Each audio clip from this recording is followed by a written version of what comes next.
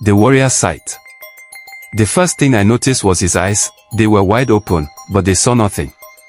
Soro, the man who could track a bird through the thickest forest and hit a target from 100 paces, stood in the middle of the village square, blind. His spear, once an extension of his body, lay on the ground at his feet. His hands trembled as if he were trying to grasp something unseen. It was the most terrifying thing I had ever witnessed. Soro was the pride of our village. He wasn't just a warrior, he was a protector, a man of sharp instinct and unshakable focus. His name struck fear into enemies and inspired respect among his people. But that day, everything changed. It started the evening before, during the festival of the full moon. The village was alive with music and dance, and the air was filled with the scent of roasted meat and freshly brewed palm wine. Soro sat at the head of the gathering, his face calm but his presence commanding. Then she appeared, Amina, the herbalist from the neighboring village. She was a woman of mystery, with eyes that seemed to see into your soul. Her arrival silenced the crowd. No one knew why she had come, and no one dared ask. Amina walked straight to Soro and stood before him.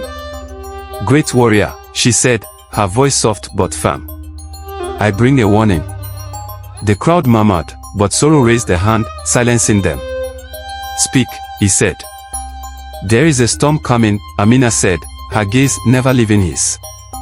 "Not of wind or rain, but of betrayal. Be careful where you place your trust, for it may cost you what you hold most dear."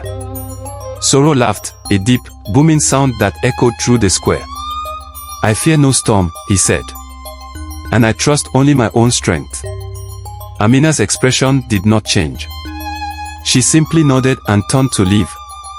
"Remember my words, warrior. The eyes that see too much can be blinded." The next morning, the village woke to chaos. Soro had gone out to hunt at dawn, as he always did, but he had returned stumbling, his eyes wide and unseeing. He collapsed in the square, shouting that the forest had turned against him. "I saw them," he cried. "Their faces, their whispers, they surrounded me." The elders tried to calm him, but Soro was inconsolable. He spoke of shadows moving in the trees, of voices calling his name. "They took my sight," he said. "They cursed me."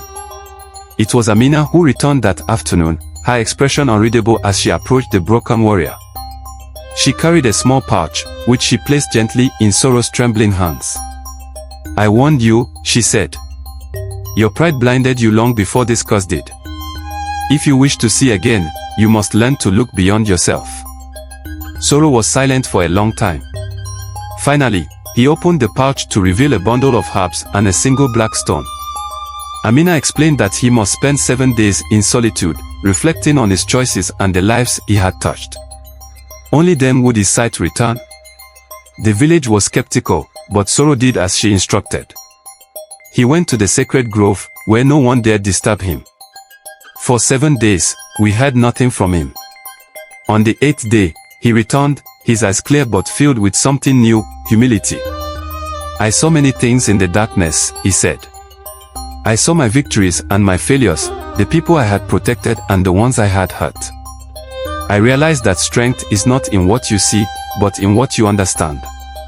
From that day on, Soro was a changed man. He still fought when necessary, but he also listened more, cared more. The villagers no longer saw him as just a warrior, they saw him as a leader. The story of Soro's sight became a lesson for all of us, a reminder that even the strongest can be brought low by pride, and that true vision comes from the heart, not the eyes.